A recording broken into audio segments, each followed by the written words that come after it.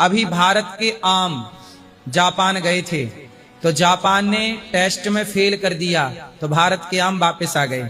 Bharat Japan के लोगों ने कहा आपके आम आप ही खाओ। क्यों?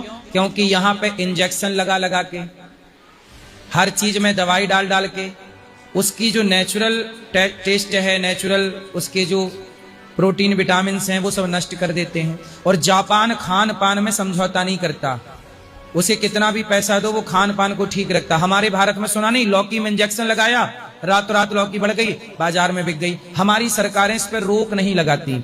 हमारे यहाँ मिलावटी दवाई है। जापान में क्या मजाल के कोई दवाई गलत दे सके, क्या मजाल के कोई फल गलत दे सके, वहां सब नेचुरल है। इसलिए भारत को भी इस विषय पर ध्यान देना चाहिए। हमारे भारत में मिलावटी दूध मिलता है, मिलावटी दही मिलता है, मिलावटी मिठाइयां मिलती हैं, हाँ या ना? सोचिए, हम लोग मिलावटी घी, हमारे यहां शुद्ध घी नहीं मिलता।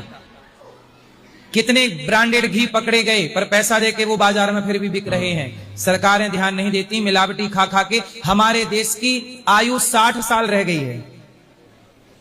आज भारत का प्रत्येक व्यक्ति 60-70 में ही मर रहा है। मृत्यु की आज व्यक्ति की आयु क्या रह गई है भारत में?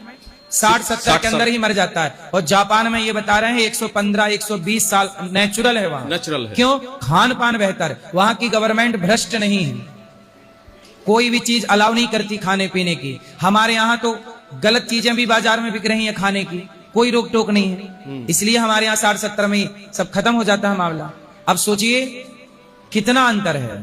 तो आप तो वहां का खान पान शुद्ध खाते हो तो आप भी 100 पार करोगे। मैं घर में वो दाल पका कर खाता हूँ। हैं? घर में दाल पका कर खाता हूँ। दाल? हाँ। तो वहां दाल शुद्ध मिलती है? वो दाल तो अमेरिका से आता है, वही दाल पका कर खाता हूँ। जापान में कहीं से भी कुछ भी आएगा पर वो अपना टेस्ट करता है, वो चेक करता है कि आपका वस्तु खाने पीने योग्य है, सही है तो लेगा, नहीं तो वापस कर देगा।